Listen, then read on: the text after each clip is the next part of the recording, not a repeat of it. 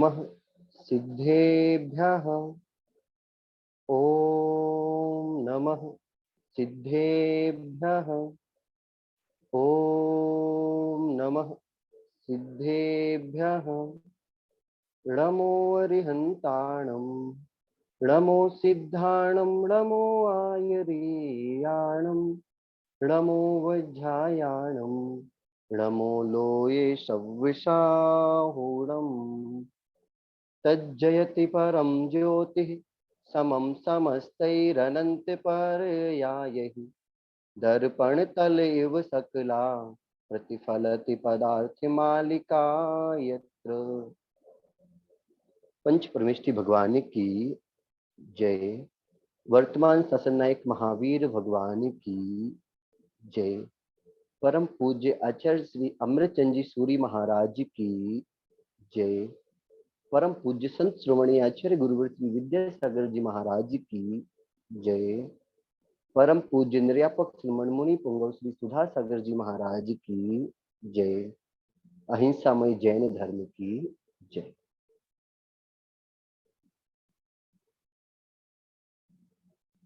श्री दिगंबर जैन श्रवण संस्कृति संस्थान द्वारा आयोजित इस स्वाध्याय श्रृंखला में मैं आलोक जैन आप सभी का स्वागत करता हूं और आशा करता हूं कि हम इस स्वाध्याय से धर्म लाभ और पुण्य लाभ प्राप्त करेंगे और आप लोगों की कुछ लोगों की परीक्षा में भी संभवता है तो उनको भी लाभ प्राप्त होगा।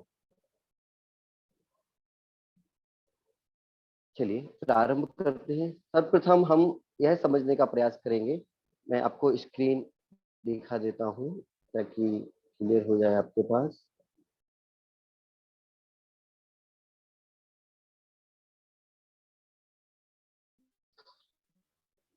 सभी महानुभावों को स्क्रीन दिख रही होगी।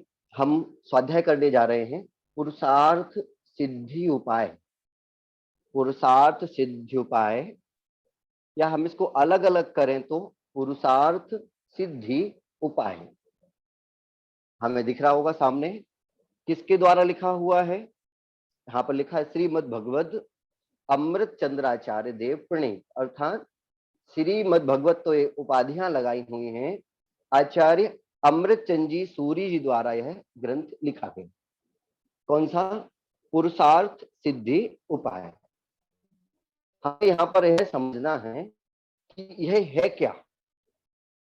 हम लोग सामान्यतः क्या करते हैं, ग्रंथ का स्वाध्याय प्रारंभ कर देते हैं लेकिन ग्रंथ के बारे में हम जानकारी कई बार नहीं कर पाते। ग्रंथ का नाम क्या है, इस ग्रंथ के ग्रंथकार कौन है, इस ग्रंथ में किसका वर्णन है, इस ग्रंथ को पढ़ने से हमें क्या लाभ या क्या हानि होंगी, या हमें क्या सुधार अपने आप में करने को मिलेगा। ऐसे बहुत सारे प्रश्न हमारे मन में आने चाहिए और आते भी हैं। जिज्ञासा हमारे मन में आती ही है कि आखिर पुरुषार्थ सिद्धि उपाय जी का हम स्वाध्याय क्यों करें और यह पुरुषार्थ सिद्धि उपाय जी लिखा किसने, यह प्रश्न मन में आएंगे। तो हम देखते हैं, आगे चलते हैं। पुरुषार्थ सिद्धि उपाय, सबसे पहले हम इसी को समझते हैं कि क्या है पुरुषार्थ सिद्धि उपाय। पुरुषार्थ सिद्धि उपाय, अभी इसको और भी अलग अलग करेंगे हम तो क्या होगा। देखिए हमें यहाँ पर नाम दिख रहा होगा, पुरुषार्थ सिद्धि उपाय। अलग अलग करेंगे पुरुषार्थ, अब पुरुषार्थ को भी अलग करेंगे, पुरुष अर्थ सिद्धि उपाय। क्या हुआ सभी समझिए, पुरुष अर्थ सिद्धि उपाय। कई लोग ऐसा भी समझ लेते हैं पुरुषार्थ की सिद्धि का उपाय, यह शब्द सही नहीं है। पुरुषार्थ की सिद्धि का उपाय यहाँ पर नहीं है। यहाँ पे क्या है, शब्दों को अलग अलग कीजिए। पुरुष अर्थ सिद्धि उपाय। पुरुष अर्थात जीव या आत्मा। पुरुष का अर्थ क्या हुआ, जीव या आत्मा। अर्थ, अर्थ अर्थात प्रयोजन, उस जीव का जो प्रयोजन है। यहाँ पर सामान्य में जब हम पुरुषार्थ की बात करते हैं तो हमें कहीं लिखा मिल जाता है कि पुरुषार्थ चार होते हैं, धर्म अर्थ काम मोक्ष। लेकिन हम जब यहाँ बात करेंगे जैन आगम में तो यहाँ प्रयोजन कुछ अलग हो जाएगा। हम जब आचार्य भगवान समंत भट्ट स्वामी जी को देखते तो पढ़ा होगा ना, श्रद्धानम परमार्थानाम, परम अर्थानाम। वहां भी यही है, परमार्थ भूत। अर्थ का मतलब क्या हुआ? परमार्थ। यह परमार्थ क्या है? परमार्थ, सर्वोत्कृष्ट प्रयोजन। जैसे हम सभी यहां पर बैठे हैं, इसमें भी कुछ तो प्रयोजन है। हमारे यहां बैठने में क्या प्रयोजन है? कुछ निश्चय से प्रयोजन है। बिना प्रयोजन के हम कुछ भी नहीं करते। यहां बैठने में प्रयोजन है। कुछ लोगों का प्रयोजन हो सकता है स्वाध्याय करना, कुछ लोगों का प्रयोजन हो सकता है कि हमारा आगामी समय में परीक्षा होगी, उसकी तैयारी करना। कुछ का प्रयोजन है कि 1 घंटे कम से कम शुभोपयोग तो होगा। सबके प्रयोजन अलग अलग हो सकते हैं, लेकिन प्रयोजन तो सबका है। और यहां क्या बता रहे हैं? परमार्थ, सबसे बड़ा प्रयोजन। तो सबसे बड़ा प्रयोजन क्या है हमारा? मोक्ष। सभी का सर्वोत्कृष्ट अर्थ या सर्वोत्कृष्ट प्रयोजन क्या है? मोक्ष। हम जितनी भी क्रियाएं कर रहे हैं, हम मंदिर में जाके दर्शन कर रहे हैं, अभिषेक कर रहे हैं, पूजन कर रहे हैं, स्वाध्याय कर रहे हैं, मुनियों को आहार दे रहे हैं, जमीन देखकर चल रहे हैं, जीव हिंसा ना हो जाए, शोध कर भोजन कर रहे हैं, कितनी भी क्रियाएं कर रहे हैं, उसका मुख्य अर्थ क्या है? मोक्ष। सभी को क्या अर्थ है? मोक्ष।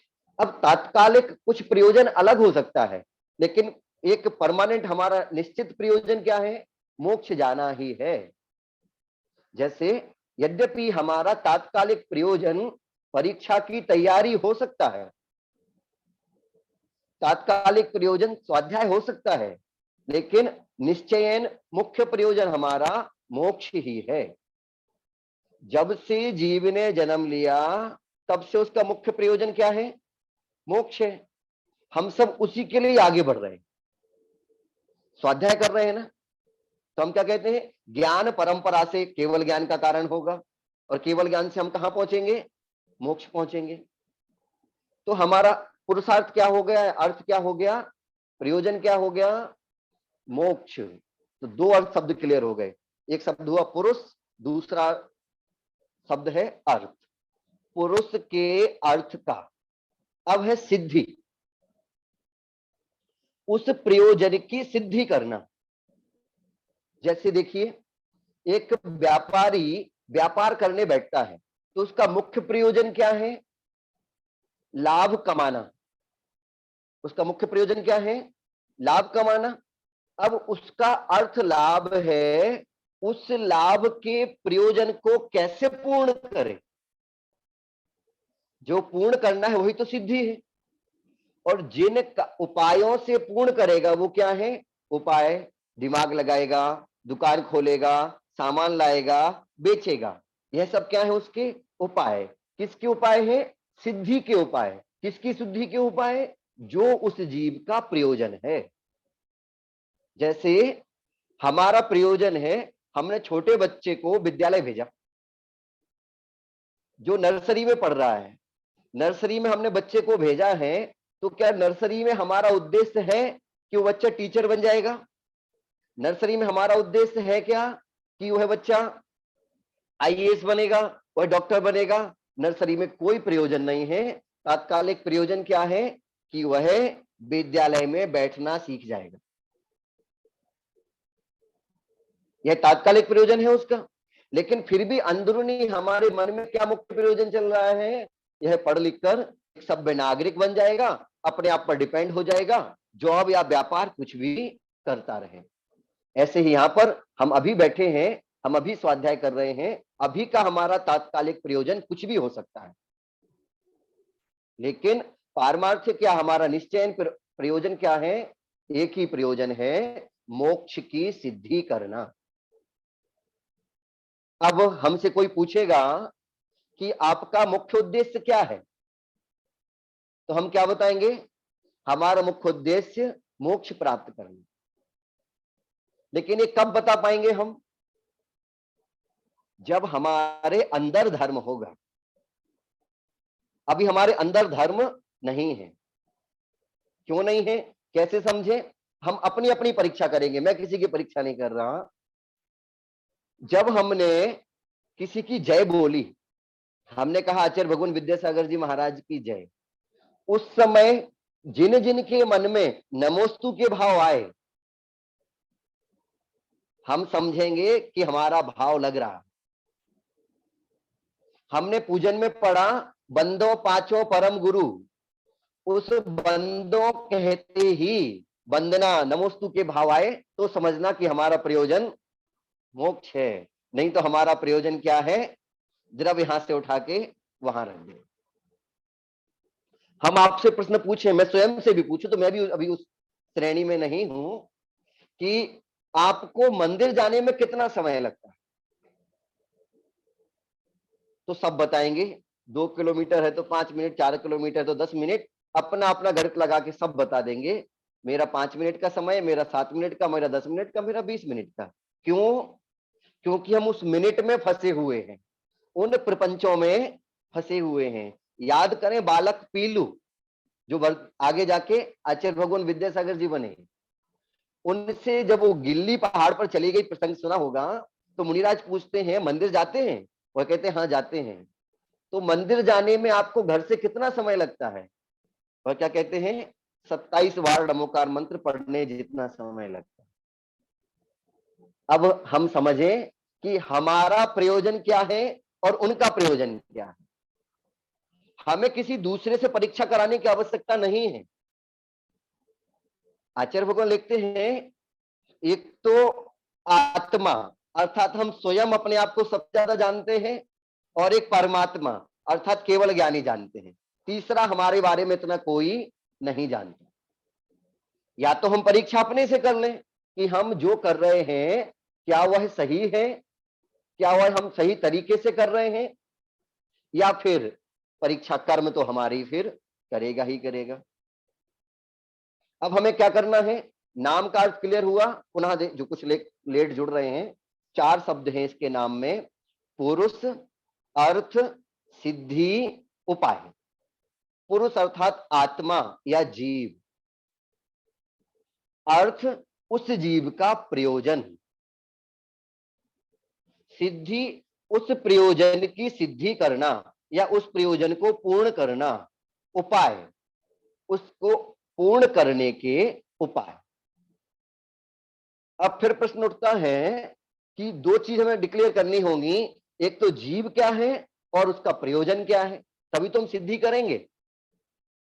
हमें पता तो हो कि आखिर इसको करने से क्या मिलेगा या वास्तव में है क्या। तो जीव के बारे में तो हम सब जानते हैं, जैसे हम लोग बचपन से पढ़ते आए ना। जब आपने पढ़ाई की होगी तो कक्षा 6 में भी आपने हिंदी में संधि समास मुहावरे आदि पढ़े होंगे।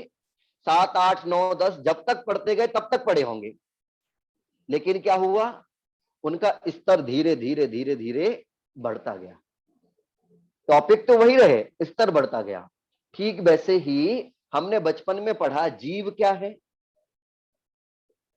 जो चलता है, फिरता है, दौड़ता है, भागता है, उसे जीव कहते हैं। थोड़ा सा हमारा ज्ञान में वृद्धि हुई तो हमने फिर क्या पढ़ा,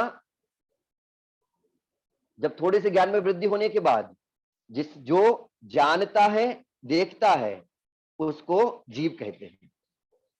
शब्द थोड़े परिवर्तित हो गए ना, हमारा स्तर बढ़ रहा है। अब हम 6वीं से 10वीं में पहुंच चुके हैं। फिर थोड़ा सा और स्तर बढ़ेगा, फिर हम क्या कहेंगे, जिसमें ज्ञान दर्शन चेतना होती है उसे जीव कहते हैं। अब ग्रेजुएशन तक पहुंच रहे हैं हम। लेकिन फिर और आगे आचार्य भगवान उमा स्वामी जी महाराज को पढ़ेंगे तो क्या आएगा, उपयोगो लक्षणम, उपयोग ही जीव का लक्षण है। हम जितना डूबते जाएंगे उतना हमारा विशेषार्थ बढ़ता जाएगा। यहां भी जो पुरुष शब्द है, उस पुरुष का शब्द का अर्थ है आत्मा अर्थात जीव। अब जीव का अर्थ यहां पर 2 इंद्रिय से लेकर एक है, एक इंद्रिय से ही दे लें, एक इंद्रिय से लेकर पंचेंद्रिय तक सबका प्रयोजन मोक्ष है। लेकिन अज्ञानतावश अपने प्रयोजन को प्राप्त नहीं कर पाए। ठीक वैसे ही अज्ञानी है जिस बालक को प्रारंभ से काउंसलिंग नहीं मिलती, उस बालक से पूछना कक्षा 10वीं के बाद कि बेटा आप क्या विषय लेंगे कक्षा 11 में, तो वह क्या कहता है, यदि 60% से ज्यादा बन गई तो मैथ साइंस, नहीं तो आर्ट। क्यों? उस व्यक्ति को, उस बच्चे को अपना प्रयोजन ज्ञात ही नहीं है। ऐसे जो मन रहित हैं उनको कईयों को अपना प्रयोजन ज्ञात ही नहीं है, और जिनको शुरू से काउंसलिंग मिली है, पंचेंद्रिय में आए हैं, मन से सहित हैं, और ऊपर से मनुष्य पर्याय में आ गए, जैन कुल में आ गए, और हमें सदगुरुओं का सानिध्य मिला, तब तो निश्चय से फिर क्या होगा, हमें अपना प्रयोजन पता होगा। हमारा प्रयोजन क्या है, सभी को पता है, मोक्ष जाना। अब कुछ लोग कह सकते हैं नहीं, हमारा प्रयोजन मोक्ष जाना नहीं है, हम तो चाहते हैं सुख से जिए बस। क्या चाहते हैं? सुख से जिए, ये भी तो प्रयोजन है ना। तो उनको भी समझना है कि पंडित दौलत राम जी लिखते हैं, आत्म को हित है सुख सो सुख। आत्मा का हित तो वास्तव में सुखी है, वहां वह जीव गलत नहीं है, वह जीव तो सही है, वह सही सोच रहा है कि मैं तो क्या चाहता हूं, सुख से जीऊं बस। लेकिन वह सुख क्या है, वहां पर वो गलती कर रहा है। लक्ष्य तो उसका भी सही है, लक्ष्य तो क्या है, उसका भी सुख प्राप्त करना है, लेकिन उसने सुख को दूसरे तरीके से मान रखा है। उसने सुख क्या मान रखा है, गर्मी हो रही, एसी चला दिया, सुख मान लिया है। सर्दी हो रही है, हमने हीटर चला दिया, सुख मान लिया है। पैसे खर्च कर, हमें कुछ खरीदने का मन हुआ, पैसे खर्च कर लिए, सुख मान रहा है। लेकिन यह सुख नहीं है, सुखाभास है। अभी हम सही प्रयोजन तक पहुंचे नहीं हैं। वहां पर है, थोड़ी देर का सुख मिलता है। जैसे हम एक नया गैजेट खरीदते हैं, तो गैजेट खरीदते ही सुख मिलता है, लेकिन कुछ दिन बाद फिर हम उससे बोर हो जाते हैं, तो क्या लगने लगता है, वही गैजेट हमारे लिए दुखदाई हो जाता है। यहां हमें समझना है, जब तक हम सम्यक प्रयोजन तक नहीं पहुंचेंगे, तब तक उसकी सिद्धि करेंगे कैसे। इसीलिए हमें मन में दृढ़ निश्चय बनाना है। सम्यक प्रयोजन हमारा क्या है, मोक्ष। अब हमें नहीं पता कैसे है। जैसे मुझे अच्छे से याद है, मैं पूज्य मुनिश्री के पास था, और मुनिश्री ने कहा था कि आप लोग नियम बना लो कि हमें मुनि बनना है। क्या करना है, हमें मुनि बनना है। उन्होंने ये नहीं कहा कब बनना है, अब समझिए, ये नहीं कह रहा कि हमें आज ही बनना है, कि कल बनना है, कि अंतिम समय में बनना है, नहीं। लेकिन मन को दृढ़ निश्चय तो बना के रखो कि हमें क्या करना है, मुनि बनना है। अब जब हम प्रयास करेंगे, पहले हमारे पास लक्ष्य ही नहीं होगा तो प्रयास कैसे होंगे। तो लक्ष्य तो हो कि मुनि बनना है, लक्ष्य तो हो कि मोक्ष प्राप्त करना है, लक्ष्य तो हो कि आत्म का हित है सुख सो सुख। कैसा है वह सुख, आकुलता बिन कही है। हमें उस सुख को प्राप्त करना है जिस सुख में आकुलता ना हो। हम सब यहां बैठे हैं, सुख मिल रहा है, लेकिन यदि अभी बारिश होने लगे और छत पर कपड़े पड़े हों, तो यही स्वाध्याय भी क्या हो गया, आकुलता से सहित हो जाएगा। यह भी संसार की स्थिति है, यह भी सुख नहीं है। हम तो इस सुख को अपने प्रयोजन की सिद्धि का कारण मान रहे हैं। इसको सुख नहीं मानना, परम सुख नहीं है। यह तात्कालिक सुख हो सकता है या सुखाभास हो सकता है, सुख तो वही है, मोक्ष में है। तो उस मोक्ष की, किसकी, जीव का जो अर्थ प्रयोजन है, मोक्ष है, उस मोक्ष की सिद्धि के उपाय जहां पर लिखे हो उसको कहेंगे पुरुषार्थ सिद्धि। क्लियर हुई? नाम का अर्थ समझ में आ गया, पुरुषार्थ सिद्धि उपाय। अब आगे चलते हैं।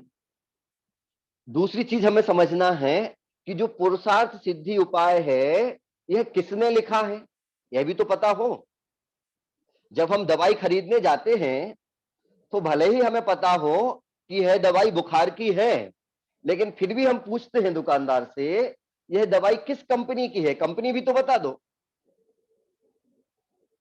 क्यों? कंपनी क्यों बतानी है? अगर लोकल होगी तो हम नहीं खरीदेंगे। यहां भी हमें कंपनी क्यों पता करनी है कि जो आप हमें पढ़ा रहे हैं यह किन्हीं आचार्य भगवान का या किन्हीं मुनि का लिखा हुआ है या नहीं। ऐसा तो नहीं है कि किसी ने भी लिख दिया और आप पढ़ाए जा रहे हैं। इसीलिए भी हमें उन ग्रंथ के ग्रंथकार के बारे में जानना आवश्यक है, जिस प्रकार हम दवाई के बारे में पूरी जानकारी करें। तो फिर यह ग्रंथ किसने लिखा है?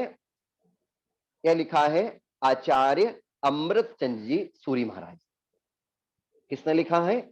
आचार्य अमृतचंद्र जी सूरी। बहुत महान आध्यात्मिक संत हुए हैं। इनका परिचय अभी हम थोड़ी देर में समझेंगे। अभी हम ग्रंथ पर ही स्थिर रहते हैं। दो चीज क्लियर हुई, ग्रंथ का नाम क्या है, उस ग्रंथ का अर्थ क्या है, और उस ग्रंथ के लेखक कौन। अब हमें समझना है उस ग्रंथ का विस्तार कितना है, उस ग्रंथ में क्या क्या है, उस ग्रंथ में लिखा क्या है। पुरुषार्थ की सिद्धि के उपाय हैं, तो पुरुषार्थ की सिद्धि के उपाय उस ग्रंथ में किस तरीके से वर्णित हैं, इसकी चर्चा करने के लिए देखिए आपको स्क्रीन पर दिख रहा होगा ये पुरुषार्थ सिद्धि उपाय हुआ। अब देखिए ग्रंथ का नाम क्या है? पुरुषार्थ सिद्धि उपाय। ग्रंथकार जी भी हम पढ़ चुके हैं। ग्रंथकार जी कौन हुए? आचार्य अमृतचंद्र जी सूरी। लेकिन टीका जब इसकी पढ़ते हैं तो टीका में सुल्लक धर्मानंद जी ने और अन्य लोगों ने टीका में इसका एक दूसरा नाम भी बताया है, जिसका नाम क्या है? जिन प्रवचन रहस्य कोश। क्या नाम है? जिन प्रवचन रहस्य कोश। पुनः अच्छे से नाम देखिए, स्क्रीन पर दिख रहा होगा आपको। जिन प्रवचन रहस्य कोश, अर्थात जिनेन्द्र भगवान के प्रा उपसर्ग लगा है जो बता रहा प्रकृष्ट वचन, वचनों के रहस्य, रहस्य को समझाने वाला कोश अर्थात संग्रह। क्या हुआ? जिनेन्द्र भगवान के प्रकृष्ट वचनों के रहस्य को समझाने वाला संग्रह अर्थात जिन प्रवचन रहस्य कोश। फिर हम लोग जब पढ़ते हैं तो पूछते ना कितना बड़ा है ये टॉपिक, कितना बड़ा है। यहां भी हमें समझना है इसमें क्या है। इसमें एक तो चैप्टर्स जिनको हम अधिकार कहेंगे, और श्लोक्स या श्लोक जिनको हम हिंदी में दोहा, प्राकृत भाषा में गाथाएं कहते हैं, संस्कृत में श्लोक शब्द इसका उच्चारण होगा। इसमें कहीं 5 कहीं 7 अधिकारों का उल्लेख आता है, और श्लोक यहाँ पर कुल 226 श्लोक हैं। जिस प्रकार से हमने पढ़ा कि भक्तामर जी में 48 श्लोक हैं, जिस प्रकार से हमने पढ़ा कि रत्नकरंडक श्रावकाचार्य जी में 150 श्लोक हैं, हमने पढ़ा आचार्य उमा स्वामी जी महाराज के तत्व सूत्र में 357 सूत्र हैं। ठीक उसी प्रकार यहां भी समझना कि ग्रंथ में कुल 226 श्लोक हैं। यह ग्रंथ का सामान्य परिचय था। अब हम आगे चलते हैं। यहां से हमें 2 प्रश्न मन में आते हैं। कौन कौन से प्रश्न मन में आएंगे कि यह 7 अधिकार कौन से होंगे फिर, और श्लोक तो एक एक करके आएंगे ही, तो इनकी चर्चा तो हम आगे देखेंगे। देखिए हम आगे देखते हैं इनके विशेष चर्चा। जो पुरुषार्थ सिद्धि उपाय जी ग्रंथ है, इसके जो अधिकार हैं, इन अधिकारों के बारे में आपको सबको यहाँ पर दिख रहा होगा कि इसमें जो अधिकार हैं कितने हैं? 7। क्रम से देखिए। पहला अधिकार जो है इसको उत्थानी का अधिकार कहते हैं। पहले अधिकार को क्या कहा? उत्थानी का अधिकार। उत्थान का अर्थ होता है उत्थान, उठना, धीरे धीरे बढ़ेंगे, विषय में प्रवेश करने का अधिकार। जैसे ही हम विषय में प्रवेश कर जाएंगे तो दूसरा अधिकार प्रारंभ होगा, जिसका नाम होगा श्रावक धर्म अधिकार, अर्थात श्रावक के धर्म। फिर हम आगे बढ़ेंगे तीसरे अधिकार की ओर। जो श्रावक धर्म अधिकार है, इसी में सम्यक दर्शन का वर्णन है। तो कहीं कहीं कुछ लोग टीका में सम्यक दर्शन की भी चर्चा यहाँ पर कहते हैं। फिर सम्यक ज्ञान अधिकार, सम्यक ज्ञान अधिकार के बाद सम्यक चरित्र अधिकार, सम्यक चरित्र अधिकार के बाद संलेखनाधिकार, अतिचार अधिकार और सकल चारित्र अधिकार। इस प्रकार से क्रमशः 7 अधिकार हैं। पुनः देखिए, उत्थानिका अधिकार, श्रावक धर्म अधिकार, सम्यक ज्ञान अधिकार, सम्यक चारित्र अधिकार, संलेखनाधिकार, अतिचार अधिकार और सकल चारित्र अधिकार। क्लियर हुआ? इन 7 अधिकारों के माध्यम से हम इस ग्रंथ का स्वाध्याय पूर्ण रूप से करेंगे। चलिए और आगे चलते हैं। अब फिर जिज्ञासा मन में आ जाती है, हम लोग बड़े जिज्ञासु रहते ही हैं कि ये 7 अधिकार हैं, बस इतना सा पता और चल जाता कि हर अधिकार में क्या क्या है, तब ग्रंथ में और अच्छा लगता।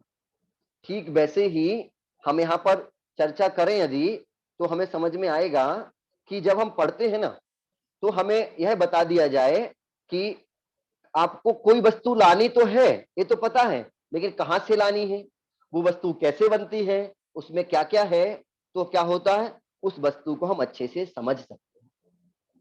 तो मन में जिज्ञासा क्या आई कि वह जो 7 अधिकार हैं, उन 7 अधिकारों में किस किस की चर्चा है। तो प्रथम तो हमने अभी पढ़ा उत्थानिका अधिकार।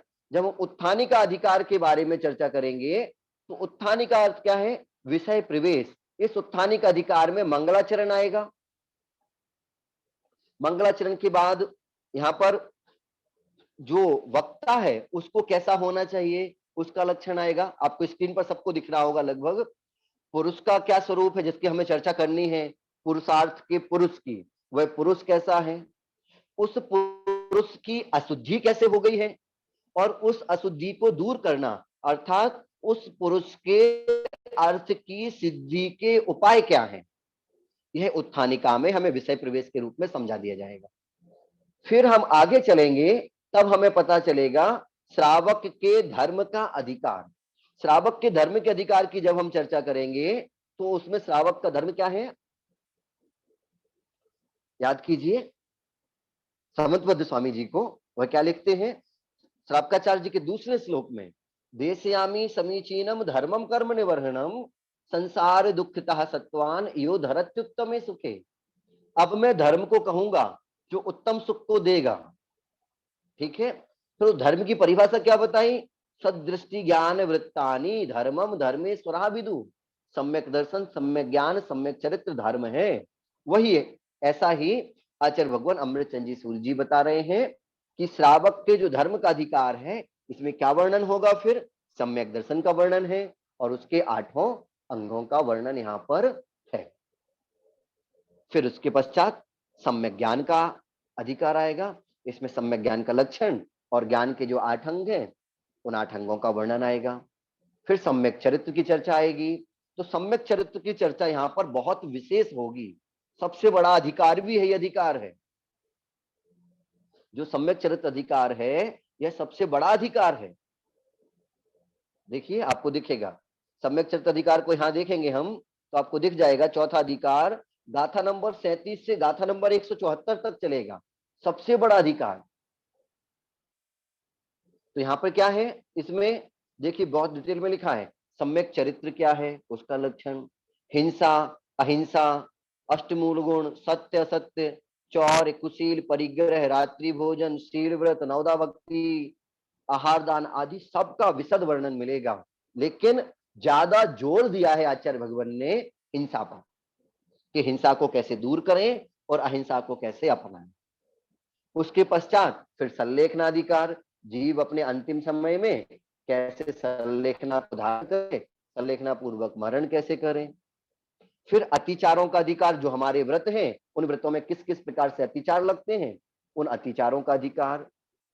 और रत्नकंडक श्रावकाचार्य जी और सिद्धूपाय जी में एक सबसे बड़ा विशेष अंतर यही रहा कि वहां पर आचार्य भगवान समंतबद्ध स्वामी जी तृतीय अधिकार में कहते हैं, सकलम विकलम चरणम तत्सकलम सर्वसंग वृतानाम अनगाराणाम विकलम सागाराणाम ससंगानाम। बस यहाँ पर एक शब्द के द्वारा कह के आगे बढ़ जाते हैं कि चरित्र 2 प्रकार का है, सकल और विकल।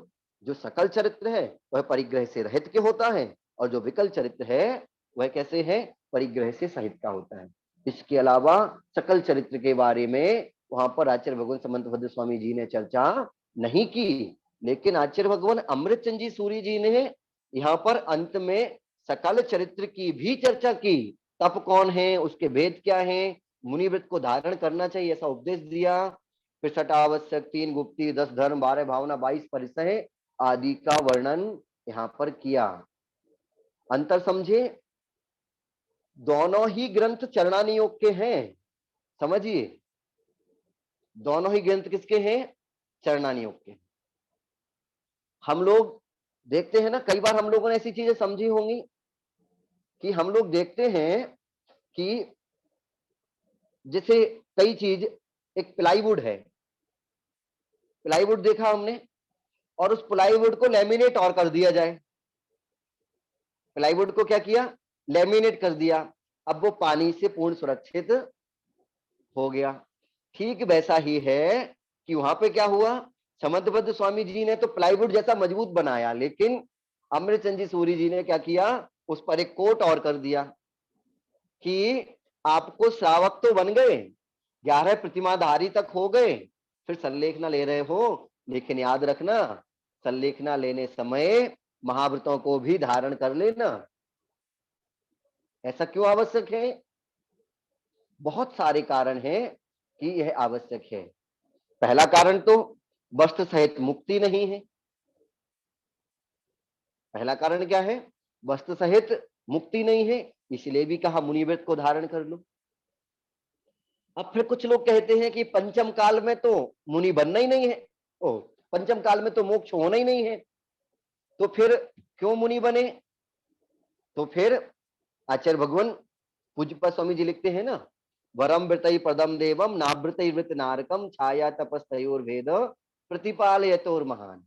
क्या कह रहे हुए कि जब तक आप नहीं जा सकते मोक्ष, तब तक तो क्या करो, व्रतों के द्वारा स्वर्ग में इंतजार करो, ना कि अव्रतों के द्वारा नरक में इंतजार करो। ठीक उसी प्रकार यदि किसी का आपको इंतजार करना है तो धूप में खड़े रहकर इंतजार करने से अच्छा है छाया में खड़े रहकर इंतजार करो। तो फिर अब क्या कहें, अब हमें यह भी समझना है कि हमने पढ़ा ना, फांस तनक सी तन में साले चाहे लंगोटी की दुख भाले। मन में थोड़ी सी भी अगर हमारे अंदर आकुलताएं हैं तब तो हम लंगोटी अर्थात गृहस्थ में रहेंगे, सारी आकुलताएं चली जाएंगी, तब हम क्या होंगे, मुनि होंगे। यह भी कारण है, यह भी कारण है कि जब हमें स्वर्ग में मोक्ष में जाने का इंतजार स्वर्ग में रह के करना है, तो फिर स्वर्ग में भी क्यों ना हम अनुदेश ग्रैवेक और अनुत्तर में इंतजार करें। श्रावक रह के तो 16 स्वर्ग से ऊपर जा ही नहीं पाएंगे ना, तो हम श्रावक रह के 16 स्वर्ग से ऊपर नहीं जाएंगे, तो फिर क्या है, जैसे ठीक अंतर समझिएगा, हम पंच कल्याणक आदि में पूजन करते हैं, पंच कल्याणक में 5 दिन 6 दिन मुझे अपना समय देना है, तो मैं क्या सोचता हूं, क्यों ना मैं इंद्र बनकर पूजा करूं, पूजा तो करनी करनी है, तो सामान्य बैठ के क्यों करूं, क्यों ना मैं इंद्र बनकर पूजा करूं। कुछ समस्याएं हो सकती हैं आर्थिक सामाजिक कि हम इंद्र ना बन पाए, लेकिन मन में विचार तो यही है ना, ठीक यही विचार हम वहां भी करें कि श्रावक बनकर के व्रत पाल करके 16 स्वर्ग तक क्यों अटके, क्यों ना हम बड़े बड़े इंद्र बन करके नंदीश्वर आदि में पूजन करते हुए समय व्यतीत करें और फिर मोक्ष को प्राप्त करें। इसीलिए भी मुनि धर्म को अपनाना आवश्यक है। आचार्य अमृतचंद जी सूरी जी ने इसीलिए क्या किया, श्रावक धर्म का कथन करने के पश्चात उपसंहार रूप में मुनि धर्म का भी कथन किया। 7 अधिकार क्लियर हुए। अब हम फिर से समझें कि अभी तक हम विषय प्रारंभ नहीं कर रहे हैं, क्योंकि अभी हमें पहले बाहर की सारी चीजें पता होनी चाहिए। अब एक प्रश्न फिर मन में आया कि भैया सब कुछ बता दिया, ग्रंथ क्या है, ग्रंथ का मतलब क्या है, ग्रंथ के नाम का अर्थ क्या है, किसने लिखा, कितने श्लोक हैं, कितने अधिकार हैं, लेकिन मन में एक प्रश्न और रह गया। वो प्रश्न ये रह गया कि ग्रंथ के बारे में तो बता दिया, लेकिन अब ये भी तो बता दो जिन्होंने ग्रंथ लिखा है वो कौन थे, अर्थात ग्रंथकार का परिचय भी हमें समझा दीजिए कि ग्रंथ लिखने वाले कौन थे। नाम तो बता दिया कि आचार्य अमृतचंद जी सूरी जी थे, लेकिन नाम के साथ साथ हमें विशेष बता दीजिए। तो चलिए हम आगे चलते हैं। देखिए सबको स्क्रीन पर दिख रहा होगा जीवन परिचय। किसका जीवन परिचय पढ़ रहे हैं हम? आचार्य श्री अमृतचंद जी का, या अमृतचंद जी सूरी का। सूरी शब्द का अर्थ ही आचार्य होता है, इसीलिए कई जगह दो बार आचार्य लगा देते हैं। आचार्य अमृतचंद जी सूरी या फिर अमृतचंद जी सूरी भी कह देते हैं। अब यह आचार्य अमृतचंद जी कौन है? देखिए नेक्स्ट में आपको क्लियर, मैं बोलूंगा भी साथ में आप पढ़ते भी जाइए ताकि आपको और अच्छा क्लियर हो कि आखिर क्या समझ रहे हैं। पहली लाइन लिखी है, आध्यात्मिक ग्रंथों के टीकाकारों में श्री अमृतचंद जी सूरी का सर्वप्रथम स्थान है। क्या अर्थ हुआ? हम सबने समझा है कि एक इस ज्ञान दान के कारण कौंडेस ग्वाला भविष्य में आचार्य भगवान कुंद कुंद स्वामी बना और उन्होंने 84 पाहुड़ लिखे, पंच परमागम लिखा। उन पंच परमागम में से ग्रंथों की टीकाएं जिसने लिखी वह कौन है? आचार्य अमृतचंद जी सूरी। कुंद कुंद स्वामी जी ने जो ग्रंथ लिखे उन ग्रंथों को विशेष रूप से व्याख्या रूप से समझाया तो आचार्य अमृतचंद जी सूरी जी। सामान्यतः आचार्य कुंद कुंद भगवान के ग्रंथों पर आचार्य जयसेन जी ने भी टीकाएं लिखी हैं और आचार्य अमृतचंद जी सूरी जी ने भी टीकाएं लिखी हैं, लेकिन अध्यात्म को और अधिक अध्यात्म में डुबो दिया आचार्य अमृतचंद जी सूरी जी। कुछ लोग ऐसा लिखते हैं कि अमृतचंद जी सूरी यदि ना होते तो आचार्य भगवान कुंद कुंद स्वामी जी ने जो अपने ग्रंथों में रहस्य भरा हुआ है वह रहस्य शायद कम समझ आता।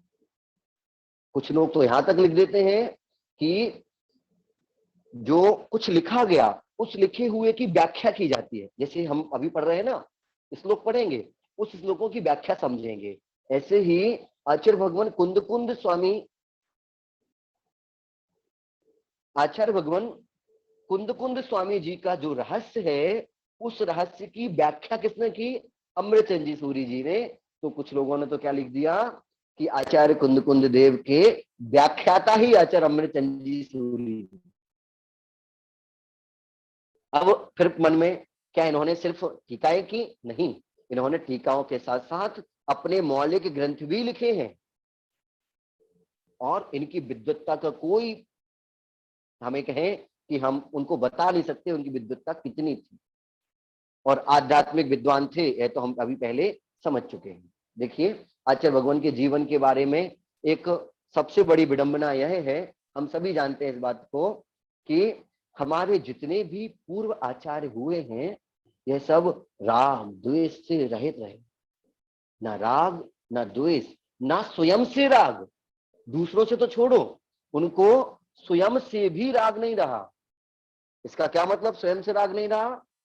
यदि जिस जीव को स्वयं का राग होता है या स्वयं की ख्याति का राग होता है या स्वयं की पूजा का राग होता है, कुछ भी कहें, तो वह जीव अपने निशान छोड़कर जाता है।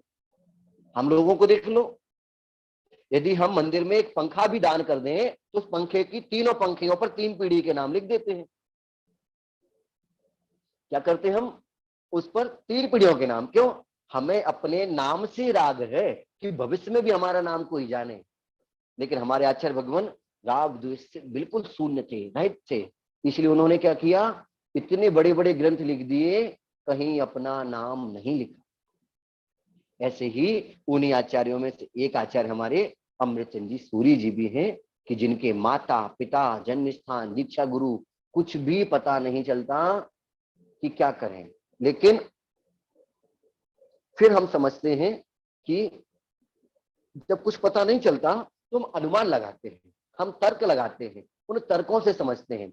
अभी आप लोग पिछले दिनों आदरणीय बल्ले भैया से समझ ही रहे होंगे कि क्या तर्क है, क्या सिद्धि है, कैसे हमें समझना है। तो वहां भी हमें कहें कि जिसके बारे में कुछ पता नहीं चल रहा, फिर हम क्या कहेंगे? अनुमान से समझेंगे। हम किससे समझेंगे? तर्क से समझेंगे। उन अनुमान और तर्कों के आधार पर ही पंडित आशाधर जी सूरी जी ने एक इनके नाम के लिए ठक्कुर पद का प्रयोग किया है। कैसे किया? एतच्च विस्तरेण ठक्कुरामृत चंद्र सूर्य विरचित समय सार टीकायाम दृष्टव्यम। क्या अर्थ हुआ? जब वह ग्रंथ लिख रहे थे,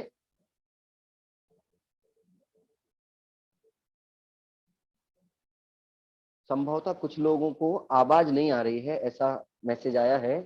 यदि आवाज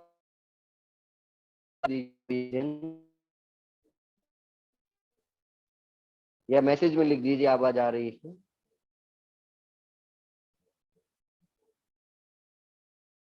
मेरी आवाज आप सभी तक पहुंच रही है? आवाज ओके है, ठीक है जी, धन्यवाद भैया। तो यहाँ पर क्या कह रहे हैं? आचार्य भगवान लिख रहे हैं क्या? एतच्च विस्तरेण ठक्कुरामृत चंद्र सूर्य विरचित समय सार टीकायाम दृष्टव्यम। देखिए, जिनको नहीं दिख रहा हो उनको मैं हाईलाइट कर देता हूं, आपको दिख जाएगा ये। देखिए, आचार्य भगवान ने, पंडित जी ने, पंडित आसाधर जी सूर्य जी ने यहाँ लिखा है, सबको अब दिख रहा होगा। एतच्च विस्तरेण ठक्कुरामृत चंद्र सूर्य विरचित समय सार टीकायाम दृष्टव्यम। क्या अर्थ हुआ? जब वो है अमृतचंद जी, आसाधर जी सूर्य जी अपने ग्रंथ की व्याख्या कर रहे थे, अपने ग्रंथ का विस्तार कर रहे थे, उस समय उन्होंने इस शब्द को लिखा कि एतच्च, ऐसा, और विस्तरेण, विस्तार से, ठक्कुरामृत चंद्र सूर्य विरचित, ठक्कुर अमृत चंद्र सूर्य के द्वारा विरचित समयसार टीकायाम दृष्टव्यम। समयसार जी की टीका को देखो, समयसार जी की टीका में आपको और विशेष मिलेगा।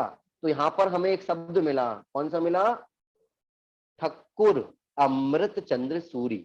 तो जब ठक्कुर शब्द के बारे में चर्चा की गई तो वहां पर लिखते हैं कि ठक्कुर शब्द का प्रयोग तत्कालीन समय में या जागीरदारों के लिए प्रयोग होता था या जमींदारों के लिए। और यह जागीरदार और जमींदार तो ब्राह्मण होते थे या क्षत्रिय होते थे। तो इतना तो निश्चय है कि यह या तो ब्राह्मण थे या क्षत्रिय थे, या हम ऐसा कह सकते हैं निश्चय से यह उच्च कुलीन थे। कैसे थे? निश्चय से यह उच्च कुल के थे। फिर आगे चलते हैं, तब पता चलता है कि इन्होंने संस्कृत में भी अच्छा ग्रंथ लिखा, सारे ग्रंथ संस्कृत में लिखे, और आचार्य कुंद भगवान के ग्रंथों का रहस्य समझा, अर्थात प्राकृत भाषा के भी यह महारथी थे, बहुत विशिष्ट ज्ञानी थे। किसके? प्राकृत भाषा के। और जब संस्कृत में सब कुछ लिखा ही है तो यह तो निश्चय ही है कि संस्कृत के भी विशेष ज्ञानी रहे ही होंगे। क्लियर हुआ कि यह संस्कृत और प्राकृत के विशेष ज्ञाता थे। फिर हम लोग कई जगह पढ़ते हैं मूल संघ, मूल संघ अर्थात भगवान कुंद कुंद स्वामी जी की आमनाएं। तो यह मूल संघ थे, कुंद कुंद स्वामी जी की आमना से संबंधित थे, मूल संघ से संबंधित थे, यह भी परिचय में मिला। और जब इनका ज्ञान, इनका अध्यात्म लोगों ने पढ़ा, रहस्यों को समझा, तो इनके उत्तरवर्ती अर्थात बाद के आचार्यों ने इनको कलिकाल के गणधर, जैसे हम कुंद कुंद स्वामी जी को कलिकाल सर्वज्ञ कह देते हैं, और सर्वज्ञ की वाणी को जो विस्तार से कहते हैं उनको हम क्या कह देते हैं? कलिकाल गणधर। जैसे कलिकाल सर्वज्ञ, ऐसे ही कलिकाल गणधर, इस पद से भी आचार्य भगवान को विभूषित किया है। और भी हमें समझना है कि इनका समय क्या था, कुछ भी निश्चय नहीं है, लेकिन कुछ विद्वानों ने और डॉक्टर उपाध्याय जी, डॉक्टर नेमिचंद जी ज्योतिषाचार्य जी आदि ने इनका समय 10वीं शताब्दी निश्चित किया है कि यह 10वीं शताब्दी में इनका जन्म हुआ। इनका समय काल 10वीं शताब्दी ही रहा होगा, क्योंकि ऐसा आगे पीछे के वर्णन से ज्ञात होता है। तो हमने क्या क्या पढ़ा? हमने पढ़ा ग्रंथकार अमृतचंद जी हैं, जिनका जन्म नाम क्या है पता नहीं है, जन्म स्थान हमें ज्ञात नहीं है, समय और काल क्या है? विक्रम की 10वीं शताब्दी। माता पिता क्या है? प्रमाण उपलब्ध नहीं है। अमृत पट्टारोहण यह शब्द आता है, तो संभव होता है कि आचार्य पद के पट्टारोहण का समय होगा, तो विक्रम संवत 962 ईस्वी, यह इनका समय हमें परिलक्षित होता है। क्लियर हुआ? चलिए अब हम आगे चलते हैं। और अमृतचंद जी ने फिर क्या क्या लिखा, हमें इसके बारे में भी समझना है। तो देखिए आचार्य अमृतचंद जी ने क्या लिखा यहाँ पर, कुछ तो उनकी मौलिक रचनाएं हैं, मौलिक अर्थात जो स्वयं से सृजित हुई हैं या उन्होंने लिखी हैं, और कुछ टीका ग्रंथ हैं, अर्थात जो उनके पूर्वाचार्यों ने कुछ ग्रंथ लिखे और उन ग्रंथों का विस्तार समझाया, ऐसे टीका ग्रंथ हैं। तो हम सबसे पहले टीका ग्रंथों की चर्चा करें। उन्होंने समय सार जी की टीका लिखी, प्रवचन सार जी की टीका लिखी, पंचास्तिकाय जी की टीका लिखी। यह 3 टीका ग्रंथ हैं। पुरुषार्थ सिद्धि उपाय, तत्वार्थ सार और समय सार कलश, यह उनकी मौलिक रचनाएं कही जाती है। हाँ, पट्टारोहण का अर्थ में अभी प्रश्न आया है, मैं समझा रहा था कि पट्टारोहण का अर्थ लगाया जाता है कि यह आचार्य के पद पर इनका आरोहण हुआ होगा उस समय का, समय 962 ईस्वी, किसकी ईस्वी, विक्रम संवत की, वीर निर्वाण संवत की नहीं। क्लियर हुआ? चलिए आज हम बस मंगलाचरण का उच्चारण कर लेते हैं, समय यदि है तो, समय नहीं है फिर आपके प्रश्न नहीं हो पाएंगे। चलिए मंगलाचरण से हम कल प्रारंभ करेंगे। आज के विषय से हमारे मन में कोई जिज्ञासाएं आई हो तो एक एक करके हम उन जिज्ञासाओं को निराकरण कर लेते हैं, समझ लेते हैं। रेज हैंड करते जाइए यदि कोई प्रश्न मन में आया है तो।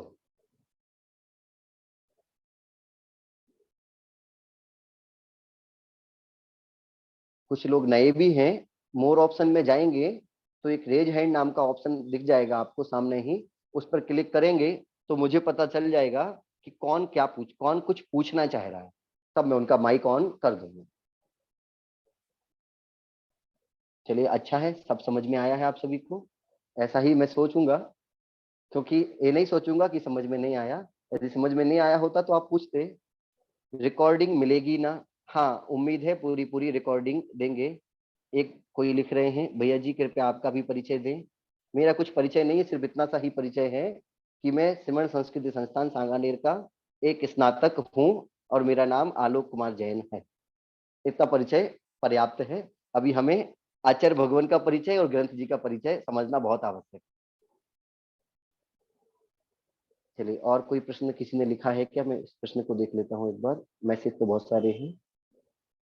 भैया जी बहुत ही गहराई से बताया, धन्यवाद। नेट की प्रॉब्लम है, आवाज क्लियर नहीं है। चलिए, नेट की प्रॉब्लम संभवतः कल से समाप्त हो जाएगी। मेरा स्थान बदलता रहता है, कई बार आज मैं किसी अन्य स्थान पर हूँ, इसीलिए नेट की प्रॉब्लम है। आदरणीय, अरे बहुत सारे नाम आ रहे हैं लेकिन मुझे स्क्रीन पर नहीं दिख रहे हैं, क्षमा करें। अगम जी कुछ पूछ रहे हैं, पूछे भैया। जय जिनेंद्र भैया जी। भैया जी उत्तम क्षमा, आज मैंने क्लास लेट स्टार्ट की थी, मेरे माइंड से मैं सो गई थी। तो भैया जी ये जो आपने आचार्य श्री का परिचय दिया है जो अमृतचंद जी का, तो ये सारे नोट्स आप बाद में देंगे क्या? क्योंकि मैं आज नोट डाउन भी नहीं कर पाई हूँ। जी जी, जो आज पढ़ाया है इतना मैं आपको अभी तुरंत ही ग्रुप में भेज दूंगा। ओके, थैंक यू और भैया जी। जो नहीं पढ़ा, जो क्या कहलाते नहीं जुड़ पाए हैं, तो इसकी वीडियो भी संभवतः श्रमण संस्कृति क्लास नाम का यूट्यूब चैनल सांगानेर का है, उस पर मिल जाएगी। ओके ठीक है, थैंक यू भैया जी। नमिता जी लिख रहे हैं, भैया चतुर्थ वर्ष की परीक्षा, कुछ ऐसे लिख रहे हैं, एक प्रश्न देख लेता हूँ मैं।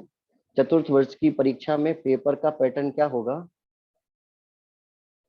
अभी पैटर्न का मुझे कुछ भी नहीं पता है। मैं यद्यपि सांगानेर में नहीं हूँ अभी, नाम अभी रहता भी नहीं हूँ, फिर भी मैं प्रयास करूंगा कि भैया से पूछकर आपको बता दूं। नेक्स्ट, आदरणीय नरेंद्र कुमार जी मुजफ्फरनगर से कुछ पूछ रहे हैं, पूछिए।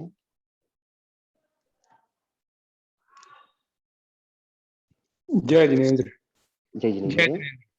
जी, मैं ये बोलिए। कह रहा था कि जो हमारी रेन साज की कक्षा है वह हाँ, सब 8 बजे तक होती है और ये अच्छा आपकी कक्षा 8 बजे शुरू होती है, तो ये जी, कैसे हम इसमें व्यवस्था बनाएं? अच्छा कैसे व्यवस्था बनाए, ये हाँ अच्छा प्रश्न है।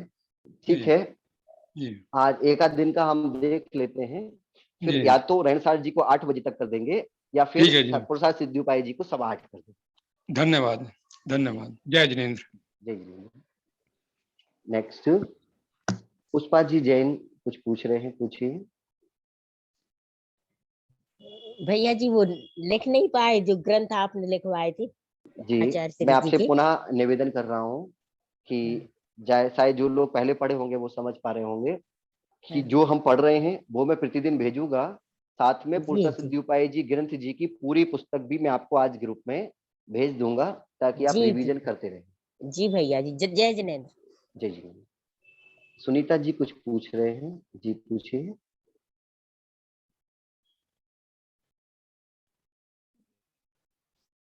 शायद आवाज नहीं आ रही है। हाँ, आपका माइक ऑन हो गया है, पूछिए।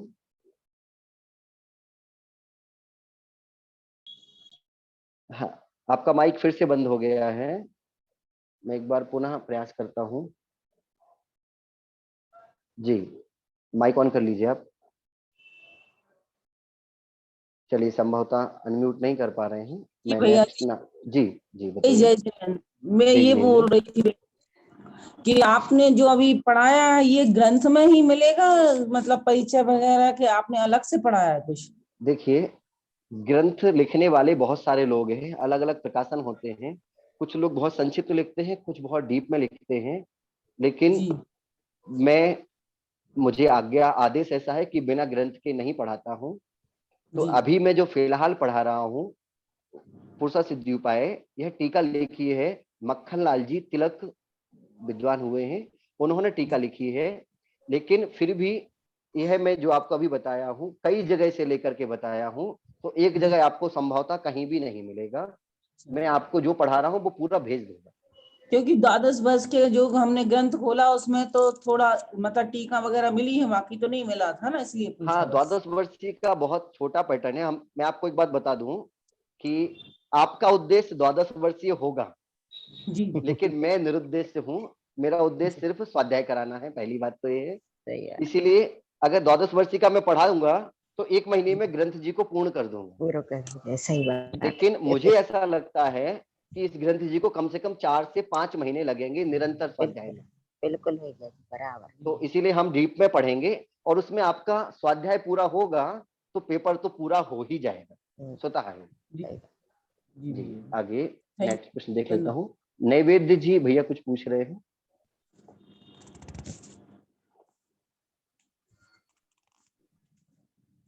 भैया आवाज आ रही है मेरी आपको? जय जिनेन्द्र भैया जी। जय जिनेन्द्र।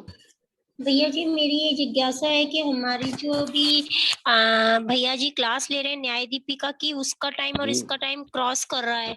हम उसको भी नहीं हाँ, छोड़ना चाहते क्योंकि वो भी हमारे नेक्स्ट ईयर कोर्स में है और ये इस साल कोर्स में है। अच्छा अच्छा।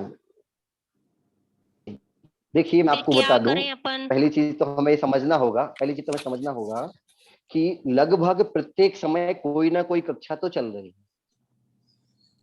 जी पहली बात। तो अब हमें निर्णय करना होगा कि हम किस एक विषय को पढ़ें, पहली चीज। मॉर्निंग में ले दूसरी ये है, सकते हैं आप? नहीं, मेरा मॉर्निंग में स्कूल होता है, मैं नहीं ले पाता हूँ। दूसरी चीज हमें यह भी समझनी है कि आदरणीय बल्ले भैया जी संभवतः 30-31 तारीख तक ही पढ़ाएंगे, उसके बाद नहीं पढ़ाएंगे, ऐसा उन्होंने मुझे बताया था। और मैं तो ठीक इतने समय से लगभग बंद ही किए था स्वाध्याय, पहले हमारा निरंतर चल रहा था, ठीक शिविर भैया के जी, कारण से हमने 30-31 बंद में किया तो था। 2-4 दिन की बात है। हाँ हाँ, तो 2-4 दिन ठीक आप भैया या जी। तो वहां पढ़ लीजिए, आपका वहां विषय लगभग चल रहा होगा, वहां पढ़ हाँ, फिर लीजिए, वहाँ यहाँ यहाँ की रिवीजन ही कर रिकॉर्डिंग लेंगे, सुन कोई दिक्कत लेंगे। नहीं। हाँ यहाँ की हाँ रिकॉर्डिंग में हाँ, से काम एक चला कहीं की लेंगे। रिकॉर्डिंग सुन लीजिए जी। अच्छा भैया जी, आप ही आलोक मोदी भैया हैं क्या? नहीं, मैं आलोक मोदी नहीं हूँ। जो आप विगत दिनों से एक शिविर संयोजक में नाम सुन रहे होंगे, मैं सारी क्लासेस जो चला रहा था, मैं वही आलोक जैन हूँ, बड़ा मलहेरा का अच्छा हूँ। हाँ, यद्यपि मैं ललितपुर में रहता हूँ, लेकिन मैं आलोक मोदी नहीं हूँ। वो ठीक आलोक मोदी जी मेरे भी गुरु जी हैं, उन्होंने मुझे पढ़ाया है। जी। थैंक यू भैया जी, जय जिनेन्द्र। जय जी। नेक्स्ट, पारुल जी कुछ पूछ रहे हैं, पूछिए। जय जिनेन्द्र भैया जी। जय भैया जी जिनेन्द्र। मुझे ये पूछना है, जैसे आपने अधिकार बताए कि इसमें 5 या 7 अधिकार हैं, लेकिन हमने पढ़े जी 7 अधिकार, तो 5 हैं हाँ कि 7 हैं, वो कंफ्यूजन हो रहा है। हाँ, एक कंफ्यूजन आपको बिल्कुल होगा कि अधिकार 5 हैं या अधिकार 7 हैं। तो आपने आपका 4 जीबी पढ़ा होगा, उसमें भी यही कंफ्यूजन रहती है कि 5 हैं या 7 हैं। तो सामान्य जी से 5 अधिकार हैं। कितने हैं जी सामान्य भैया, से? 5 5 अधिकार अधिकार। हैं। लेकिन क्षुल्लक धर्मानंद जी ने जो टीका की है, उन्होंने इसमें 7 अधिकार माने हैं। उत्थानिका को एक अलग अधिकार बना दिया है उन्होंने। हम्म। उत्थानिका जबकि जनरल में वह अधिकार नहीं था। ऐसे ही उत्थानिका के बाद श्रावक धर्म, फिर सम्यक ज्ञान, फिर सम्यक सम्यक चरित्र जो है, चारित्र। हाँ, सम्यक चरित्र के बाद अधिकार है, उन सबको सम्यक चरित्र से मिलकर लिया है, अच्छा इसलिए भैया, 2 अधिकार कम जाते। जी अच्छा, धन्यवाद भैया जी। जी। नेक्स्ट संगीता जी कुछ पूछ रहे हैं।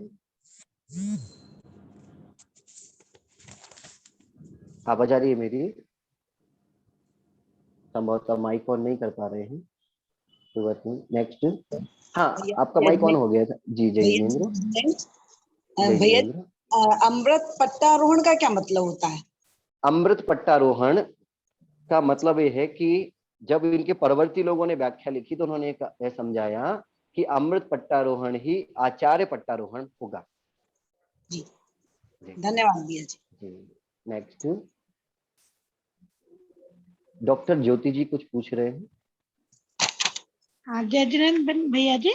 जय जिनेंद्र। मैंने शुरू का नहीं सुन पाई थी, शायद आपने बताया जी होगा। ये जी, पुरुषार्थ सिद्धोपाय नाम से हम क्या समझे? बहुत अच्छा। संभवतः आप 15 मिनट लेट जुड़े हैं, या हो सकता है कि आदरणीय वल्लभ भैया की कक्षा से हो तो लेट हो। तो हमें यहाँ पे समझना है रैन साहब जी पुरुष, की क्लास चल रही थी उस जी समय। जी जी बिल्कुल, पुरुष अर्थ सिद्धि उपाय, 4 शब्द है यहाँ पर। पुरुष अर्थ सिद्धि उपाय। पुरुष अर्थात जीव या आत्मा, उसके अर्थ अर्थात प्रयोजन, सिद्धि सिद्धि के, उपाय उपाय अर्थात जीव के प्रयोजन की सिद्धि के उपाय। वो प्रयोजन क्या है? मोक्ष जाना। तो क्या हो जाएगा? पुरुष के मोक्ष सिद्धि के उपाय, या जीव की मोक्ष सिद्धि के उपाय। धन्यवाद जी। नेक्स्ट, जो पूछ चुके हैं महानुभाव वो हाथ नीचे कर लेंगे तो मुझे थोड़ा सा आसानी होगी। बहुत सारे नाम मुझे दिख रहे हैं। तृप्ति जी साडूमल।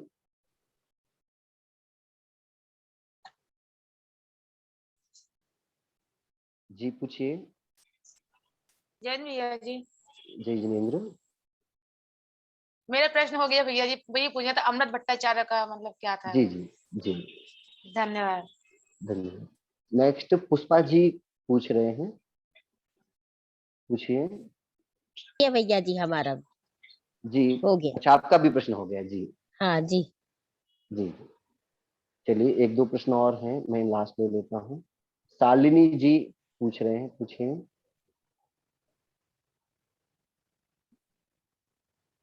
शालिनी जी मेरी आवाज आप तक पहुंच रही है? हाँ जी भैया जी। जी भैया जी जय जिनेंद्र, आवाज आ जय रही है भैया जिनेंद्र। जी? हाँ आवाज आ रही है। हाँ भैया जी, मुझे ना ये पूछना था कि इसमें जो संस्कृत के जो श्लोक हैं पुरुषार्थ हाँ सिद्धिपाय में, ये हाँ, याद करने पड़ेंगे या कैसे? देखिए पहली चीज हम समझिए कि जब जब हम जिन धर्म की चर्चा करेंगे हाँ तो जी, एक शब्द को हटा देंगे अपने डिक्शनरी से। कौन सा? पढ़ेंगे। पढ़ेंगे। ठीक है भैया ठीक जी। है, पहला हाँ तो हम जी, हटा ही देंगे, याद ठीक है। करने पड़ेंगे, हाँ जी, क्योंकि हमारा उद्देश्य क्या है? मोक्ष जाना है। ठीक है। हम अभी ग्रंथ में ही समझ रहे हैं ना। हाँ जी, हमारा परीक्षा तो सिर्फ एक बहाना है स्वाध्याय का। स्वाध्याय का, ठीक है भैया तो जी। हमारा पूरा प्रयास होगा कि हम पूरा ग्रंथ याद करें। ठीक है भैया जी। फिर भी याद नहीं हुआ तो हाँ कोई जी, बात नहीं, बिना याद किए भी हमें मोक्ष मिल सकता है। हाँ जी भैया। लेकिन हम प्रयास करेंगे कि हमें याद हो। याद कैसे होगा इसकी चर्चा हम कल की कक्षा में करेंगे, ठीक, बिल्कुल। ठीक है। चलो भैया जी, नेक्स्ट, जय जी। जय जिनेंद्र। पूर्णिमा जी दाहोद जी पूछिए। जय जिनेंद्र भैया जी। जय जिनेंद्र। मैं यूं कह रही थी कि मैंने अभी तक ये पुरुषार्थ सिद्धि उपाय ग्रंथ सांगानेर से मंगाया नहीं है, जी और ये जो आत्मा आराधना है ना, मैं उसमें से पढ़ रही हूँ अभी। जी तो जी, नहीं मंगाने चलेगा कि मंगाना जरूरी है? देखिए हमें यहाँ पर आपके पास श्लोक है, पर्याप्त है। श्लोक है। बाकी तो हम कॉपी पेन डायरी पेन लेके बैठेंगे, लिखते जाएंगे, सब हाँ, अभी पर्याप्त हो तक जाएगा। मंगाया नहीं है मैंने। हाँ जी जी, कोई आवश्यकता नहीं है। अगर आपको जरूरत लगे तो फिर आप मंगा लीजिएगा। नहीं, जैसे आप अभी आलोक भैया से पढ़े हूँ तो जी 100 श्लोक तक तो मैंने अच्छे से हो गए थे यूं। जी जी जी, तो फिर मैं सोच रही मंगाऊं कि नहीं मंगाऊं, ये सोच रही थी मैं। आप देख लीजिए, अगर आपको आवश्यकता लगती है तो मंगा लीजिए, नहीं लगती है तो चल जाएगा। आप पीडीएफ Next. पहुंचाएं उसमें से हाँ पढ़ पीडीएफ लेंगे। में पहुंचाऊंगा बिल्कुल। ठीक है, पिंकी जी आईफोन नाम से जो महानुभाव है। जय जिनेन्द्र भैया जी, आपने जय हमने आपकी रत्न करंडक श्रावकाचार्य की क्लास अटेंड करी थी। आपने कहा था मैं उसको पूरा करने की कोशिश जी करूंगा, हाँ तो आप कर पाएंगे? कोई समय हाँ बिल्कुल, हाँ बिल्कुल कर पाऊंगा। हाँ मैंने संस्थान से जब मेरी सांगानेर बात हुई थी हाँ जी तो मैंने श्रावकाचार्य जी के लिए ही कहा था हाँ कि जी मैं श्रावकाचार्य जी पूरा करना चाहता हूँ, लेकिन वहां से हमें आदेश आ गया अच्छा कि नहीं आप पुरुषार्थ सिद्धि उपाय जी पढ़ा दीजिए। हाँ श्रावकाचार्य जी का संभवतः सब कुछ थोड़ा सा सेटल हो जाए, हाँ जी सबकी कक्षाएं हाँ जी जो आगे पीछे चल रही हैं, हाँ जी फिर 4:30 से 5:30 या 4 से 5 में दोपहर में हाँ इसको हम पूरा करें। कितना अच्छा आपने समझाया हमें तो मतलब वही बहुत अच्छा लगा। आगे हमने कोशिश भी करी लेकिन उतना अच्छा नहीं कोई समझ नहीं पाए। प्रयास करेंगे कि हम हाँ समझ पाएंगे हाँ, श्रावकाचार्य जी। धन्यवाद भैया जी। हाँ तो अब मैं आज समय बहुत अधिक हो गया है, 9 बज चुके हैं। एक सूचना और दे देता हूँ कि बहुत सारे लोग मैसेज लिख रहे हैं, ग्रुप में ऐड नहीं है, तो संजीव भैया का नंबर आप सभी के पास संभवतः होगा। संजीव भैया का नंबर नहीं है तो मेरा नंबर होगा, जिनके पास नहीं है मैं बोल देता हूँ, लिख लीजिए। एक मैसेज भेज देंगे तो मैं उनको ग्रुप में ऐड कर दूंगा या लिंक दे दूंगा। मैं चैट बॉक्स में भी लिख देता हूँ 8233 058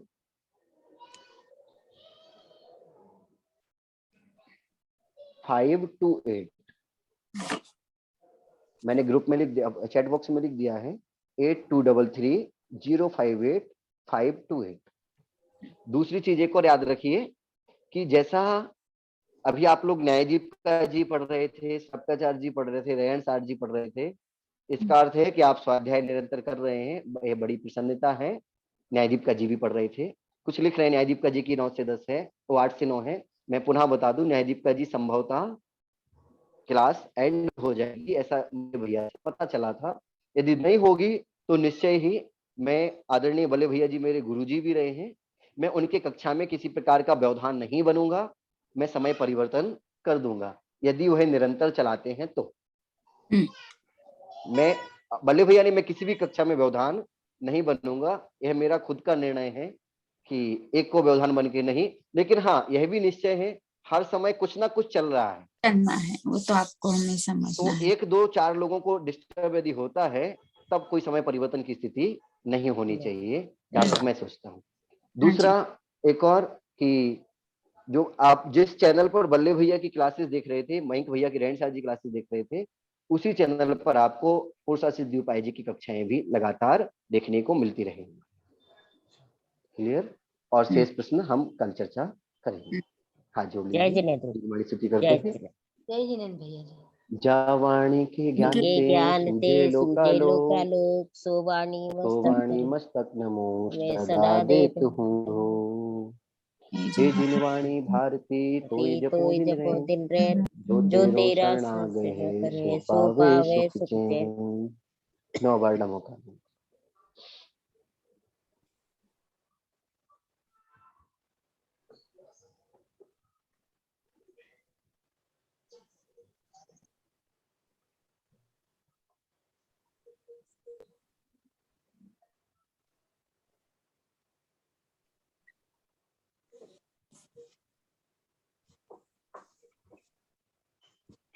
द्वादशांग जिनवाणी माता की जय। जय। जय जिनेन्द्र भैया जी, जय जिनेन्द्र। जय जिनेन्द्र, जय जिनेन्द्र। जय जिनेन्द्र भैया जी।